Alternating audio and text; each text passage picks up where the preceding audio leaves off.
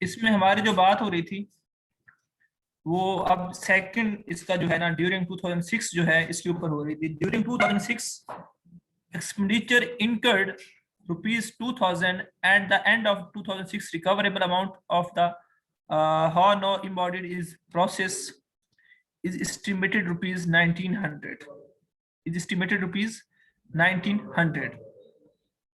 ठीक है, अब एक कंसेप्ट मैं आपको और दे रहा हूं रिकवरेबल अमाउंट का। किसका? रिकवरेबल अमाउंट का।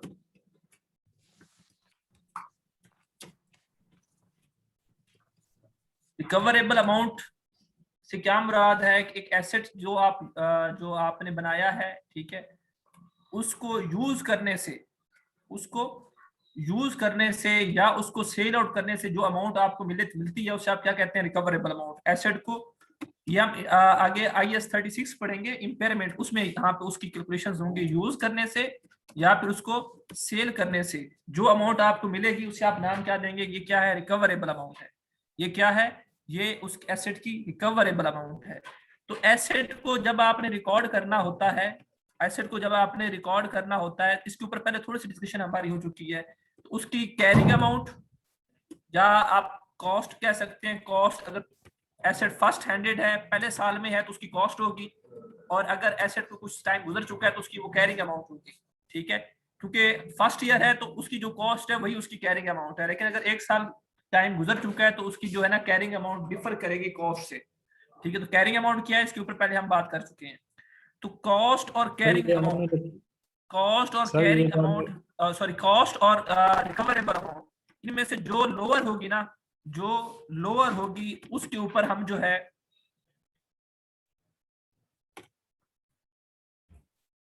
जो इसमें से लोअर होगी उसके ऊपर जो है हम एसेट को रिकॉर्ड करेंगे। ठीक है, तो अब पढ़ते हैं इसमें क्या हुआ है। पहले केस में क्या हुआ है, हमने 100 से रिकॉर्ड क्यों की है? क्योंकि फ्यूचर में हमें बेनिफिट मिलना था, वो मिलना था 500, तो हमने इसको 100 के ऊपर रिकॉर्ड कर दिया।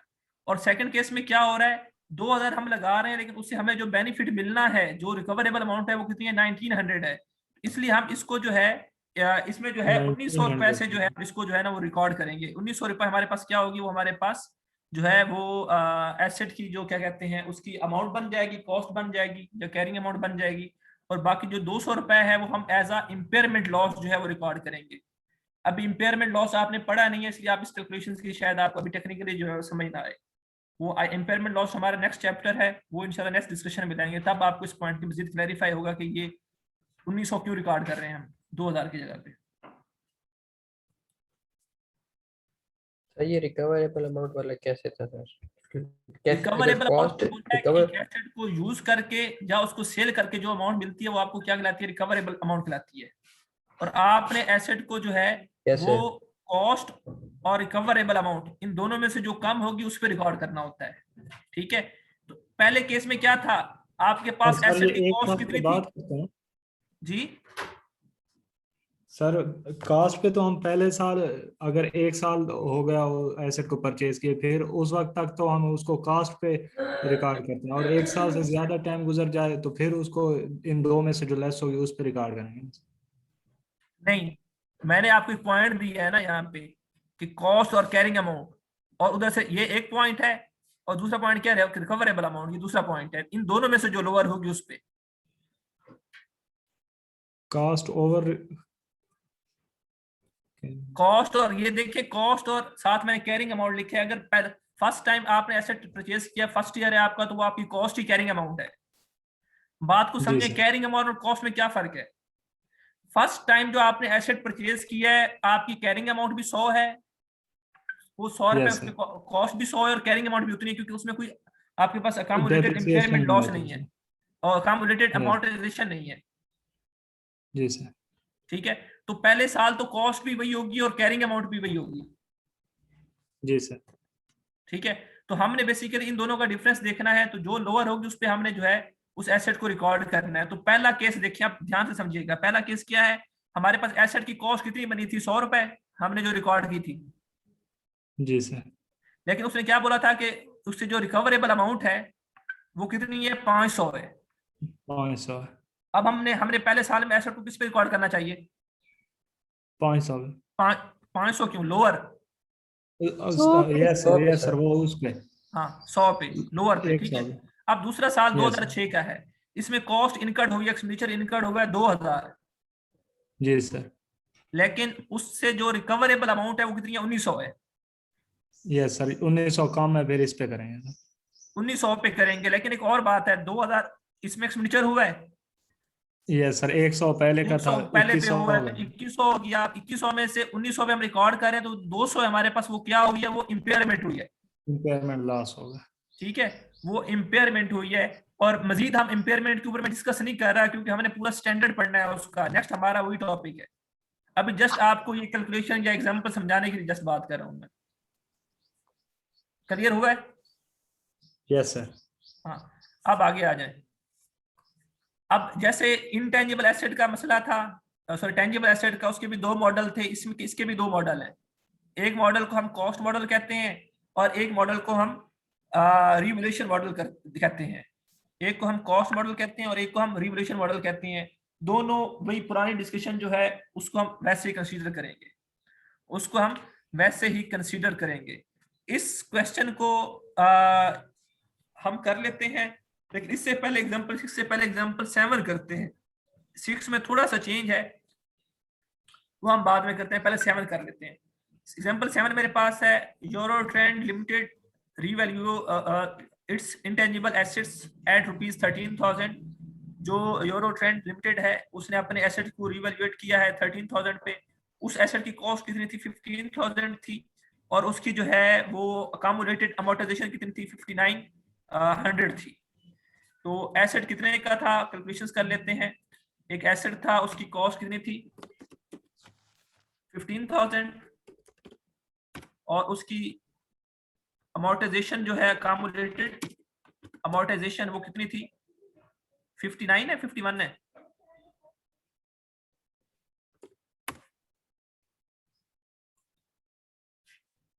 फिफ्टी 59 है। और उसकी जो अब रिवैल्यूएशन हुई है वो कितनी हुई है? 13,000 हुई है। रिवैल्यूएशन जो हुई है, रिवैल्यूएशन सरप्लस, जो रिवैल्यूएशन सरप्लस नहीं है, ये रिवैल्यूएट एसेट है। एसेट जो है वो कितने का हुआ है? 13,000 का होगा, ठीक है। अब इसकी हम निकाल लेते हैं कैरिंग अमाउंट या बुक वैल्यू या रिटर्न डाउन वैल्यू, कितनी निकलेगी? ये लेस कर लेंगे सर, वो मेरे पास निकलेगी 91,000। 9,000 जी सर। 91,000। तो अब एसेट कितने का हो गया है? वो कहते हैं 13,000 का हो गया, तो रिवैल्यूएशन सरप्लस कितना होगा? जो इंक्रीज आया है, कितना इंक्रीज आया है? 13,000। उसमें से मैंने माइनस करना है 3900 ये 3900 अमाउंट, हो तो ये जाएगा 3900 जो है ना मेरे पास एसेट में इंक्रीज आया है। तो अब मैंने इसकी जी एंट्री पास करनी है, कोई करवा सकता है? कैसे पास करूंगा? सर। इसमें एसेट की वैल्यू इंक्रीज हो रही है, ये डेबिट करेंगे सर। बताओ भाई, कैसे करेंगे? एंट्री कैसे पास करेंगे?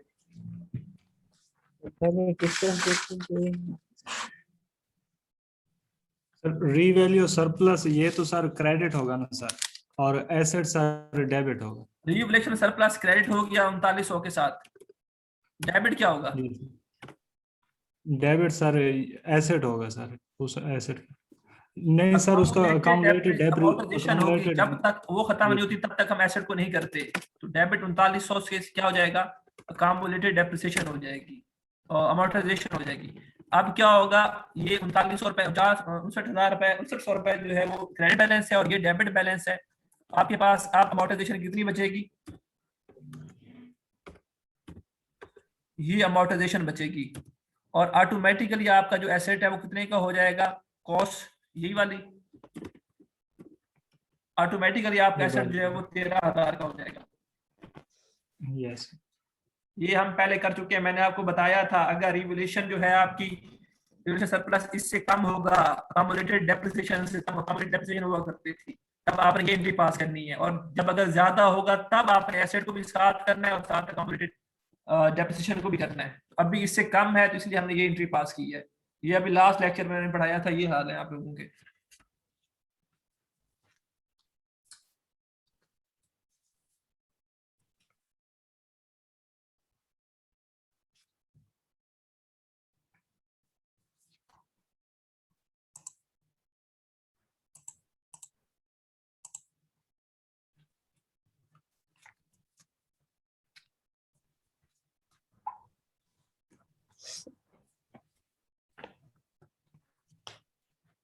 आप क्वेश्चन पे बात करते हैं, ठीक है। ये क्वेश्चन है, तो ये 3900 हमारे पास क्या आ जाएगा, रिवैल्यूएशन सरप्लस आ जाएगा, ठीक है। ये उस वक्त उसकी बुक वैल्यू बनी थी जो भी बनी थी, ये 3900 हमारे पास क्या आ गया, सरप्लस आ गया। और एसेट को हमने वो एंट्री करके हमें पास कर देना है। यहाँ पे उसने सारी एंट्री पास नहीं की, उसने वैसे बता दिया कि रिवैल्यूएशन सरप्लस इतना आता है।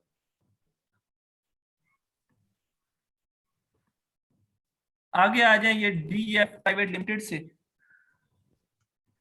ठीक है। उसने एसेट रीवैल्यूएट किया है 54,000 के साथ, कॉस्ट उसकी थी 50,000। कॉस्ट 50,000 थी लेकिन उसकी रिलेशन जो है वो 54,000 है, उस कॉस्ट से बढ़ गई है, उस कॉस्ट से बढ़ गई कौन सी है। एग्जांपल है? कॉस्ट ऑफ, जी एग्जांपल 6 है सर। जी, दोबारा पीछे आए हैं। The cost of the intangible asset is rupees 50,000, accumulated amortization up to date is 4,500, ठीक है। तो यहाँ पे उसने रिवैल्यूएशन से पहले बताया है कि एसेट कितने का था, 50,000 का, अकामुलेटेड डेप्रिसिएशन कितने की थी, अमोर्टाइजेशन कितने की थी, 4500 की। तो कैरिंग अमाउंट एसेट की कितनी थी, 45,500। लेकिन उसने ना थोड़ा सी इसकी जो है स्टैंडर्ड के अगेंस्ट किया और उसने इसको और तरह से फिर आगे लिख दिया है।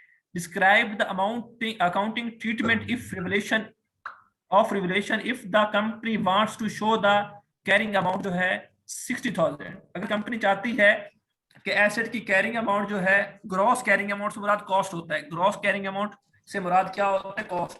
अगर कंपनी जो है उस एसेट की जो है वो कॉस्ट 60,000 कर देती है, तो आप जो है उस एसेट की जो है वो कैरिंग अमाउंट निकालें, उस एसेट की जो है वो कैरिंग अमाउंट निकालें और रिवैल्यूएशन का ट्रीटमेंट बताएं। पहला केस जो था नॉर्मली जैसे होना चाहिए बिफोर रिवैल्यूएशन,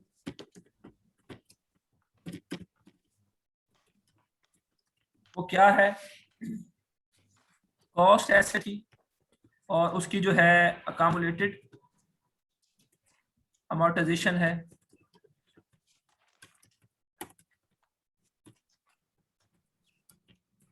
ठीक है। कॉस्ट कितनी है उसकी 50,000 और अकामुलेटेड अमोर्टाइजेशन कितनी है 4,500। 4,500। तो ये इसकी कैरिंग अमाउंट या बुक वैल्यू कितनी आएगी 45,500। 45,500, ठीक है। अब रीवैल्यूएशन हुई, लेकिन मसला एक बना। मसला क्या बना, वो कहता है कि भाई आप ना, उसने क्या किया, उसने जो है वो शो किया, अब उसके पास जो gross cost gross carrying amount है, ग्रॉस कैरिंग अमाउंट वो कहता है मैंने जो है वो शो किया 60,000 से ग्रॉस कैरिंग अमाउंट। तो ग्रॉस कैरिंग अमाउंट कौन सी होगी, कॉस्ट को कहते हैं। ग्रॉस कैरिंग अमाउंट किसको कहते हैं, कॉस्ट को।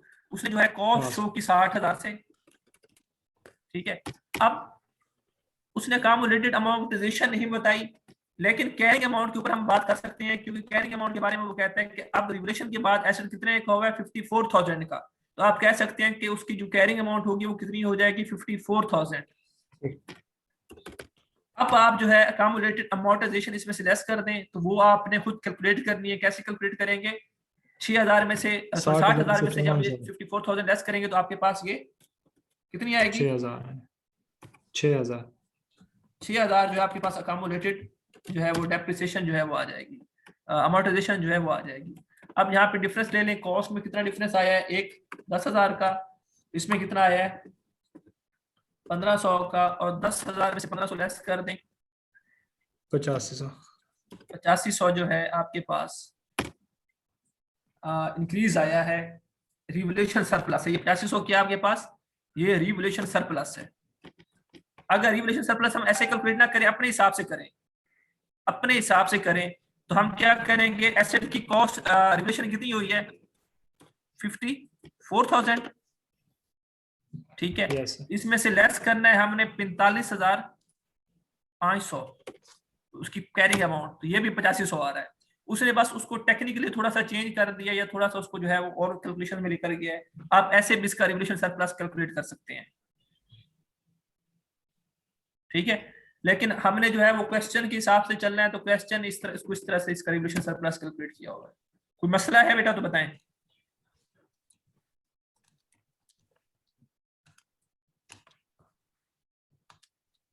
जहां तक किसी को कोई इशू है तो बेटा बताएं।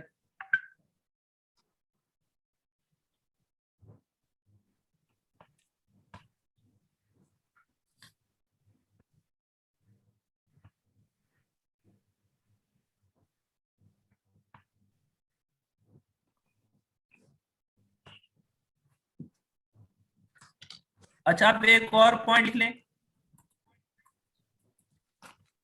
जो समझने वाला पॉइंट है। वो बुक की डिस्कशन लंबी चौड़ी है, आपको उसकी समझ नहीं आएगी। अगर आपके पास फर्स्ट ईयर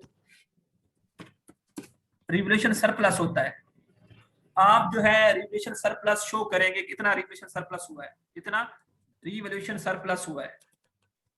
सेकेंड ईयर में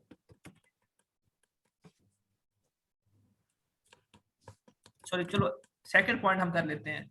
सेकंड पॉइंट में हम करते हैं कि अगर आपको फर्स्ट ईयर लॉस हुआ है, रिवोल्यूशन लॉस हुआ है, उसे आप जो है लॉस रिकॉर्ड कर लेंगे, और उसी महीने आप जो है प्रॉफिट एंड लॉस अकाउंट में ले जाएंगे, प्रॉफिट एंड लॉस अकाउंट में ले जाएंगे। ये फर्स्ट ईयर में लॉस हुआ है, अगर आपकी इंपेयरमेंट हो गई है। रिवोल्यूशन सरप्लस का ऑपोजिट क्या होती है, इंपेयरमेंट होती है। अगर फर्स्ट ईयर इंपेयरमेंट हो गई, आप रिवोल्यूशन मेथड यूज कर रहे थे और इंपेयरमेंट हो गई है, तो आप उस इंपेयरमेंट को प्रॉफिट एंड लॉस पे लेकर जाएंगे। ये फर्स्ट ईयर की ट्रीटमेंट है। अगर फर्स्ट ईयर आपके पास रिवोल्यूशन सरप्लस होता है, आप उसको रिवोल्यूशन सरप्लस के नाम से एक जो है अकाउंट जनरेट करेंगे और साथ वो लिख देंगे और एसेट को बढ़ा देंगे। और अगर जो है आपके पास फर्स्ट ईयर में इंपेयरमेंट लॉस होता है, तो आप क्या करेंगे, उस एसेट को आप कम कर देंगे, उसकी वैल्यू को, कॉस्ट को, और उधर से जो है आप वो अमाउंट जो है वो एक्सपेंस जो है वो ट्रीट करेंगे, और उसको आप प्रॉफिट एंड लॉस अकाउंट में लेकर जाएंगे, ठीक है। ये फर्स्ट ईयर की बात कर रहा हूँ। अब क्या हुआ, इस पॉइंट को दोबारा मैं लेकर चलता हूँ। फर्स्ट ईयर में जो है वो आपके पास सरप्लस हो गया, फर्स्ट ईयर में सरप्लस हो गया कितना, 5,000, ठीक है। फर्स्ट ईयर में सरप्लस हो गया 5,000। सेकेंड ईयर में क्या हुआ बेटा, आपके पास लॉस हुआ, कितना हुआ बेटा, सपोज 6,000, ठीक है। तो आप क्या करेंगे, जो 5,000 आपने रखा हुआ है, जिसे रिवोल्यूशन सरप्लस में रखा हुआ है, तो ये जो 5,000 रिवोल्यूशन सरप्लस वाला होगा ना, ये 0 हो जाएगा। और जो 1,000 बचेगा आपका, 1,000 जो आपका बचेगा, उसको आप क्या करेंगे, प्रॉफिट एंड लॉस अकाउंट में ले जाएंगे, पीएल में, ठीक है।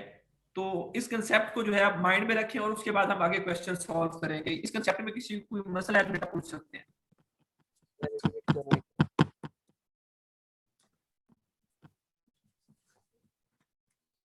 रिपीट करते हैं। मैंने आपको बेटा ये बोला है कि फर्स्ट ईयर में अगर आपके पास रिवोल्यूशन सरप्लस हो जाता है ना, तो जितना होगा, जैसे पहले आप कर रहे हैं वैसे रिवोल्यूशन सरप्लस लिख दिया, इतना रिवोल्यूशन सरप्लस है मेरा, ठीक है। और अगर फर्स्ट ईयर में लॉस हो जाता है, तो जो भी लॉस होगा उसको आप प्रॉफिट एंड लॉस अकाउंट में चार्ज कर देंगे, ठीक है। जो भी लॉस होगा फर्स्ट ईयर में, उसको आप प्रॉफिट एंड लॉस अकाउंट में चार्ज कर देंगे। ये तो सिंपल बात है। अगर सरप्लस होता है पहला साल, तो आप सरप्लस ट्रीट कर दें, अगर लॉस होता है तो आप प्रॉफिट एंड लॉस अकाउंट को चार्ज करते हैं। सिंपल सी बात है। अब एक और बात करते हैं जी। सही है, एंट्री ये रिवैल्यूएशन सरप्लस 0 के सर। और हाँ, अब बात एंट्री नहीं करवा रहा मैं, वैसे बता रहा हूँ, मैं आपको एंट्री नहीं करवा रहा, कैलकुलेशंस बता रहा हूँ। अब क्या हुआ, अगला केस, एक और केस है मेरे पास। उस केस में क्या हुआ है, पहले साल तो उसमें रिवोल्यूशन सरप्लस हुआ था 5,000, सेकेंड ईयर में सरप्लस की जगह पे लॉस हो गया है, और लॉस अगर 6,000 होता है, मतलब इस 5,000 से बढ़ता है, तो जितना रिवोल्यूशन सरप्लस पड़ा होगा उसको हम पहले खत्म करेंगे, उसके बाद फिर भी अगर हमारे पास लॉस की अमाउंट बच जाती है तो फिर हम उस लॉस को जो है ना प्रॉफिट एंड लॉस अकाउंट को चार्ज कर देंगे। अगर सपोज ये लॉस 4000 होता तो हम क्या करते हैं, रिवैल्यूएशन सरप्लस अपना 1000 से लिख देते, क्योंकि 5000 पड़ा था, 4000 चला गया तो बाकी 1000 पड़ा है हमारे पास, और प्रॉफिट एंड लॉस में कुछ भी ना लिखते। ठीक है, हुआ क्या है कि इसमें मैंने आपको जूम करवाया कि यहाँ पे जो है आपके पास 6000 या सपोज आप कह दें 8000 हुआ है। ठीक है, अब आप क्या करोगे, रिवैल्यूएशन सरप्लस सारे का सारा आपने डेबिट कर दिया, खत्म कर दिया, उसके बाद भी आपको 3000 लॉस हो रहा है तो वो 3000 कहाँ करेंगे आप, प्रॉफिट एंड लॉस अकाउंट में चार्ज करेंगे। ये पॉइंट समझाया मैंने आपको। ठीक है, सर आप मतलब क्वेश्चन करते हैं इम्पेयरमेंट तो आपको कंसेप्ट तब क्लियर होगा, थोड़ा सा वेट करने, अगर क्वेश्चन करने के बाद भी नहीं होता तो फिर मैं करवा देता हूँ। एग्जांपल है 8 मेरे पास, Ali Trading Company revalues its intangible assets in order to follow revaluation model of IS 38. An intangible asset is revalued by the company rupees 11,500. Last year this asset was revalued was rupees at rupees 9,000 and cost of asset is rupees 10,000. अच्छा, अब वो कहता क्या है कि आपने जो है एक एसेट था, ठीक है, ये पॉइंट थोड़ा सा और तरह से है, पहले इसको कर लेते हैं, फिर वो पॉइंट जो मैंने डिस्कस किया वो अब आगे आएगा आपके पास। ठीक है, इसमें क्या हुआ है, इसमें ये हुआ है कि एक एसेट था जो कि 11,500 का था, वो सॉरी 11,500 का अब हुआ है, लास्ट ईयर जो था वो 9,000 का हुआ है, उससे पहले उसकी कॉस्ट कितनी थी, 10,000 थी। तो पहले साल क्या था, कॉस्ट उसकी कितनी थी बेटा, 10,000 10,000 उसकी कॉस्ट थी।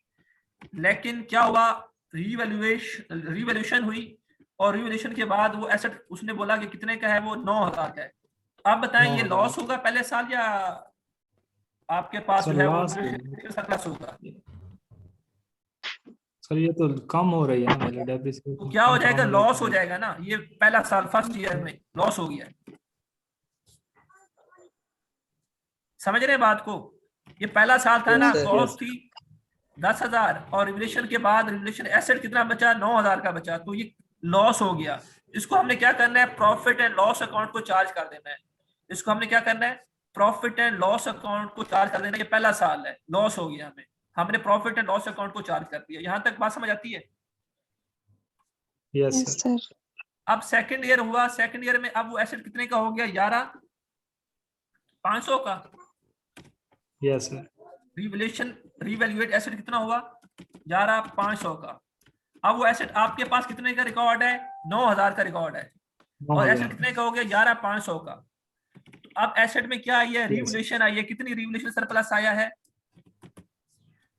ये 2500 का। तो ये क्वेश्चन है सारा,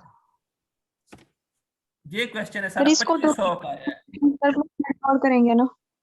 जी बेटा सही है सर, समझ आ गया। रिवैल्यूएशन सरप्लस में इसको रिवैल्यूएशन एसेट जो था, अब हमारे आपके पास ये कैरिंग अमाउंट है, अब आपके पास ये कैरिंग अमाउंट है, ठीक है, अब ये 2500 का हो जाएगा। ये देखिए रिवैल्यूएशन सरप्लस कितने का निकलेगा, 11,500 माइनस 9,000, 2500 का। ठीक है,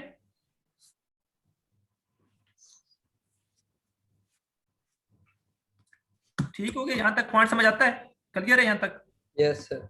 हाँ, अब करना एक और काम करना है, हमने जो है रिवैल्यूएशन लॉस रिकॉर्ड किया होगा।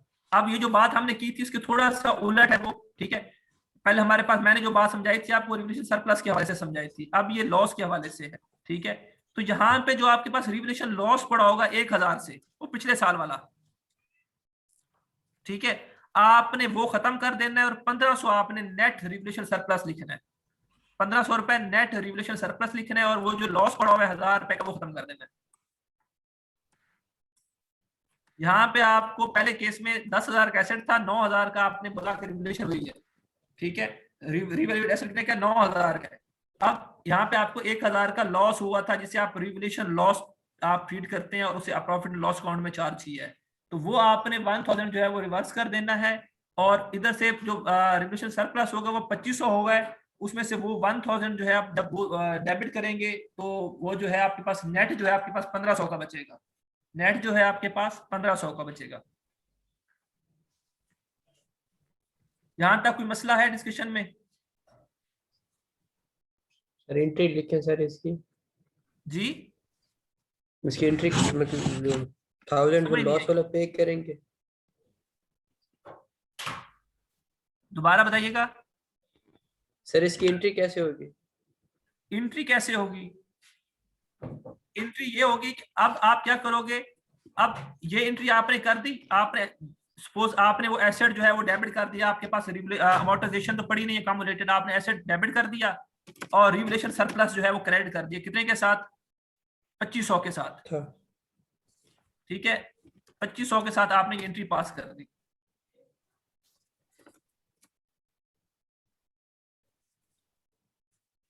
पच्चीस सौ के साथ आपने एंट्री पास कर दी। अब आपने एक और एंट्री पास करनी होगी, उसमें आपने क्या करना होगा,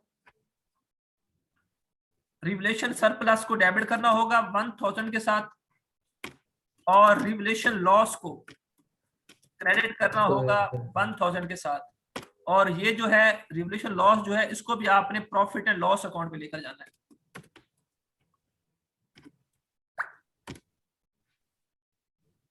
ये एंट्री हो जाएगी। अब आपके पास नेट रिवैल्यूएशन सरप्लस कितना होगा, 2500 से डेबिट हो रहा है, 1000 से 2500 से क्रेडिट हो रहा है, 1000 से डेबिट हो रहा है, तो नेट आपके पास कितना आएगा, 1500 ही आएगा।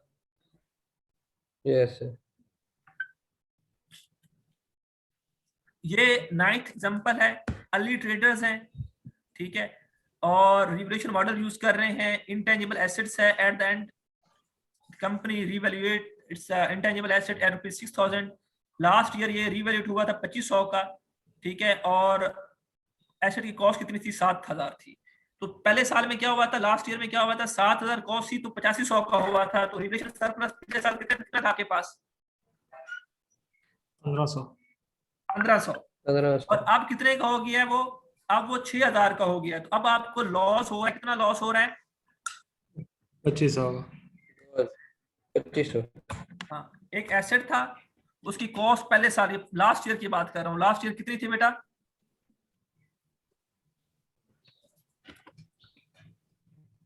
लास्ट ईयर सर उसकी उसकी कॉस्ट जो है वो 7000 थी, ठीक है, यस और रिवैल्यूएट हुआ 8500 का, ठीक है, उसकी कॉस्ट कितनी थी, 7000 थी, और जब रिवैल्यूएट हुआ तो कितने का हुआ वो, 8500 का। उसका जो रिवैल्यूएशन सरप्लस बनता है वो कितना बनता है, 1500। 1500 यस। अब सेकंड ईयर में क्या हुआ, एसेट कितने का था आपके पास, 8500 का, 8500 ठीक है, रीवैल्यू हुआ लेकिन उसके 6000। पास जो क्या कहते हैं, अब जो रिवैल्यूएशन की हुई है, सेकंड ईयर रिवैल्यूएशन जो हुई है, रिवैल्यूएट हुआ है 6000 का। आपके पास जो इम्पेयरमेंट आ रही है, सॉरी, जो आपके पास ये लॉस आ रहा है, इसे आप इम्पेयरमेंट भी कह सकते हैं, रिवैल्यूएशन लॉस इसने यहाँ पे ट्रीट किया हुआ है। रिवैल्यूएशन लॉस जो आ रहा है कितना आ रहा है, 2500 आ रहा है। इसको जब आप रिकॉर्ड करेंगे तो आप कैसे रिकॉर्ड करेंगे, वो कहता है कि पहले सबसे पहले आपने ये पोर्शन जो है ये खत्म करना है, तो आप रिवैल्यूएशन सरप्लस को डेबिट कर देंगे 1500 से, रिवैल्यूएशन सरप्लस को आप जो है वो डेबिट कर देंगे 1500 से। उसके बाद आपने क्या करना है, प्रॉफिट एंड लॉस अकाउंट को डेबिट करना है, या आप रिवैल्यूएशन लॉस भी कहते हैं, और इसको आप प्रॉफिट एंड लॉस में लेकर जाते हो तो पीएल भी साथ लिखते हैं, ठीक है। तो वो कितना करना है आपने, 2500 जो टोटल था, ठीक है, उसमें से 1500 तो हमने उसको डेबिट, अच्छा एक नहीं ऐसे नहीं, ऐसे रिवैल्यूएशन सरप्लस जो है, लॉस हमारा जो है रिवैल्यूएशन लॉस, ये हो जाएगा 2500, और एसेट जो है हमारा वो क्रेडिट हो जाएगा 2500 से, ठीक है। अब हमने क्या करना है, अब हमने रिवैल्यूएशन सरप्लस को डेबिट कर देना है 1500 से सेकंड एंट्री में, और हमारे पास जो रिवैल्यूएशन लॉस होगा उसको हमने क्रेडिट कर देना है 1500 है,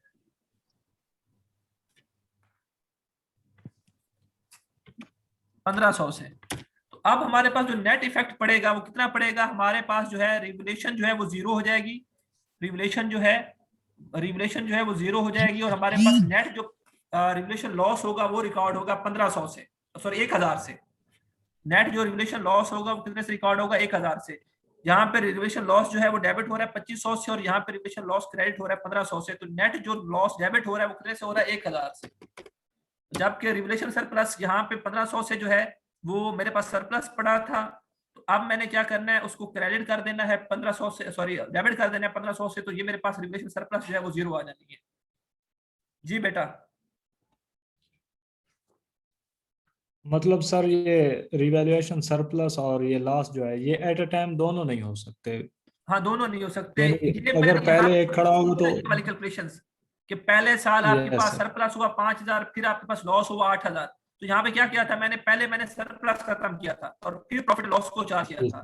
इसमें भी पहले मैंने जो है 1500 के साथ वो एंट्री मैंने ऐसे की है कि वो उसको पहले मैंने खत्म किया है जो सरप्लस था उसको, जी और फिर जो बचा है मेरे पास नेट, वो फिर उसका जो है ना वो ये है प्रॉफिट एंड लॉस अकाउंट में। सही है।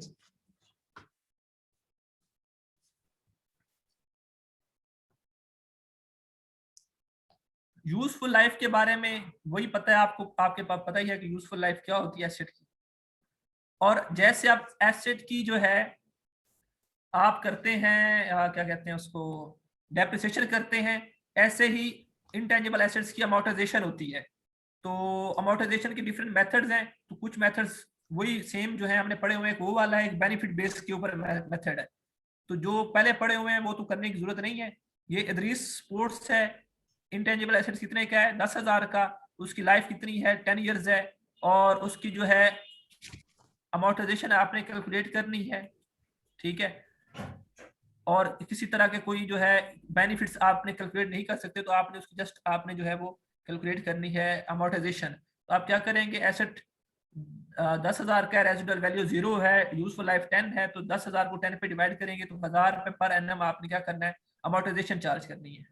1000 रुपए पर एनम अमोर्टाइजेशन जो है वो चार्ज करनी है। कोई मसला है इसमें? स्ट्रेट लाइन बैलेंस मेथड वाले जो है ना वो हमने फार्मूला यूज किया है। कोई इशू है इसमें बेटा? No sir. उसके बाद एक और एग्जांपल है, ये बेनिफिट बेस के ऊपर है। इसमें हमने क्या करना है, ये हमारे पास एक एसेट था, कितने का था, 15 लाख का, उसकी लाइफ है 5 इयर्स और रेजिडुअल वैल्यू 0 है, उससे ये बेनिफिट्स मिल रहे हैं। पहले साल 10,000 का बेनिफिट मिल रहा है, दूसरे साल 20 का, फिर 30, 40, 50 का, और फिर टोटल जो है 150 हो जाना है। तो हमने क्या करना है इसमें, वैसे ही ईयर्स लिख दिए, बेनिफिट्स लिख दिए, और बेनिफिट्स का टोटल कर दिया जैसे हमने सम ऑफ ईयर डिजिट्स मेथड में किया था, ठीक है।